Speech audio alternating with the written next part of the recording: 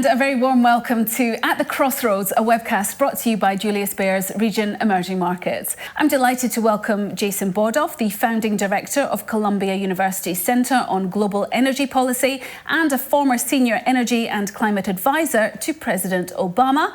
And from the team here at Julius Baer, we have Norbert Ruecker, who is head of economics and next generation research. It is hitting very different parts of the world very differently right now, and that also is creating more and less pressure to bring this to an end in different places. You mentioned the GCC countries. Most of Iran's neighbors are suffering quite a bit of loss, but to different degrees. Saudi Arabia and the UAE are better positioned because they have invested in these pipeline routes to the Red Sea and the Gulf of Oman, bypassing the Strait of Hormuz for at least half their pre-war exports. Oman is located outside the strait. It's actually seen its oil revenue go up just because oil prices are higher. Even Saudi revenues had been up a little bit despite the reduced export volumes just because of the price impact. But others are in a much worse situation. Kuwait, which is just starting to sign some deals, it looks like. I saw news reporting, but had exported little oil or refined product for much of this conflict. Iraq's exports have fallen sharply. Qatar, which has spent, more than 3 decades building up a reputation as an incredibly reliable supplier of LNG, has seen that ground to a halt and has seen more physical damage to its infrastructure. So it'll take longer for that to restart. Middle East producers have been forced to shut in production. I think once the strait reopens, again, much of that can come back reasonably quickly. It'll probably take a little longer in places like Iraq and Kuwait, where there are large mature fields and more aging infrastructure. And I think we've already seen some announcements from ADNOC, for example, about this, but a priority for these countries going forward is going to be redundancy and resilience in infrastructure. I think we'll see expansion of pipelines that bypass the strait to reduce how important that choke point is and how much of a risk it is. And what about, just thinking of our audience here, Jason, what about India and how exposed India is in all of this? How well is it positioned, if at all, in this environment? It is better positioned than several lower income Southeast Asian neighbors, Bangladesh, Pakistan, Sri Lanka, but it's a huge oil importer. It imports nearly 90% of its crude. So before the war, half of those barrels moved through the Strait of Hormuz. The shock has initially forced India to lean harder on Russian supply.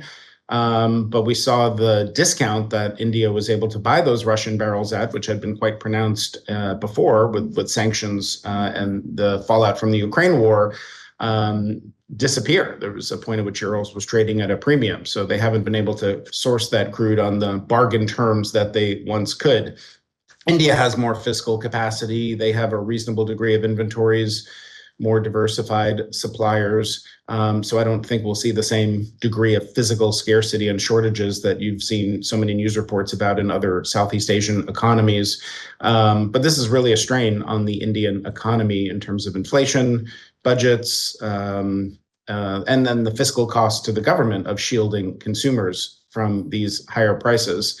It'll be interesting to see, and we can come to some of the discussion about this more broadly, but for countries like India, how this affects longer term energy policy strategy and how one thinks about energy security. A country like China, for example, has spent a lot of time, more in my view, for reasons of energy security than environmental issues like climate change, trying to electrify more of their economy, trying to produce that electricity from domestic sources, trying to reduce dependence on imports for energy security reasons. And I think the country's longer-term response in India, this may give a boost to accelerating oil displacement through alternatives. Maybe to add to that, Yes. It's interesting to see that in most of the emerging economies, price at the pump, they're regulated, they're fixed. So it's really the state that takes or any kind of government-related entity that takes really this hit from these increasing prices, whereas in the Western world, namely in Europe, but also North America, these prices feed through directly to the pump. So there we had some of the pain really felt by the consumers. But this pain has really come down quite a bit because throughout March, the oil market completely replugged, and most of the supply scarcities, they really disappeared as we headed into April. And you could also see it in the oil market itself. You often look at the oil price, how it's traded, but that's not the real oil price. So if you look at what happened out in the physical world, including the logistics markups, the love refining markups, all these kind of things, and all these markups that at the end had pushed oil, the physical world, up to 140, they disappeared very quickly within the first 1.5 months. And just understanding how all these different countries are dealing with this, and I know that Jason mentioned at the very beginning, the role that shale oil is playing in this. Do you still see this as the kind of the swing producer, or the US is the swing producer in all of this? It's really kind of helping to stem the... It's a very important point. So the States, in the current setup, the US shale business is the swing producer of the oil market because they're flexible, because they adapt really. It's kind of almost manufacturing type of oil production. So really they adapt to the current situation in the market. They react to prices. But their reaction function, nevertheless, is not that quick. And you don't see so far yet a really pronounced pickup in activity in terms of how much drilling they do.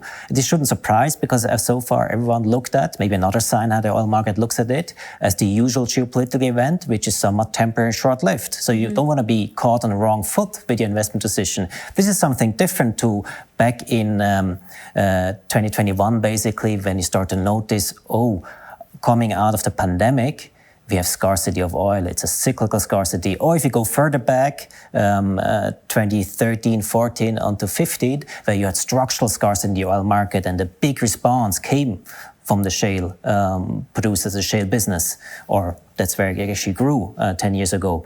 So today you're not seeing that yet. It's a very benign reaction. So far, some of the resilience, as Jason mentioned before, has rather come from the demand side. And exactly that's the key point that you discuss. How much of that demand possibly has gone for good, especially if you look at the petrochemical side. And Jason, maybe you want to comment on that, but also I'd be very interested to talk about in more detail the role of China here, not just in how it's coping with the situation, but what's happening in China when it comes to its energy security, how it's preparing for the future. Yeah, I think on the shale point, agree with Norbert. I mean, it's the flip side. The answer to your question is partly what he started with, where he said, we could be back at 70 soon, and these are the shorter cycle investments in shale, but they're not overnight. So I don't think people are changing long-term capex plans because we have a temporary spike in prices. I do think shale is really has been a significant phenomenon in this in other ways that raise questions about whether the U.S. might think differently about foreign policy tools of economic statecraft that affect global oil markets. When I worked for President Obama, a similar story played out where Prime Minister Netanyahu visited the White House, made a presentation, tried to persuade the administration in the United States to take strong action against Iran, not military strikes, but at that time the discussion was about economic sanctions. And a reason I was involved in the discussions is because the question was, how do you take 2.5 million barrels a day of Iranian oil exports off the global market without collapsing the US economy in the process? Well, we've had more than 100 days of, 14, 15 million barrels a day, and oil prices are still holding steady. Part of that oversupply story we talked about that's given us more of a buffer was a result of shale. Obviously, it was OPEC bringing a lot of supply back too. The U.S. economy overall is less oil intensive than it has been before because the U.S. is a large exporter, not importer now. Any oil price shock has less of a macroeconomic impact than may have been the case a few decades ago. Natural gas, the U.S. it's quite remarkable to see how disconnected it is and how cheap natural gas can be here when TTF and JKM surged to $15, $20 in Europe and Asia. So I think the U.S. is in a different energy position than it had been before, and it's going to be interesting to see whether that sort of loosens a constraint on how governments in the United States think about global endeavors like this, for better or worse. China obviously is a huge player in this. And as I said, the decline in Chinese imports has been one of the largest buffers, maybe the largest buffer that has cushioned the impact overall. In many ways, this is a validation, I think, of China's energy security and energy policy strategy for a long time, which has been a larger share of their energy system is electrified than in other parts of the world.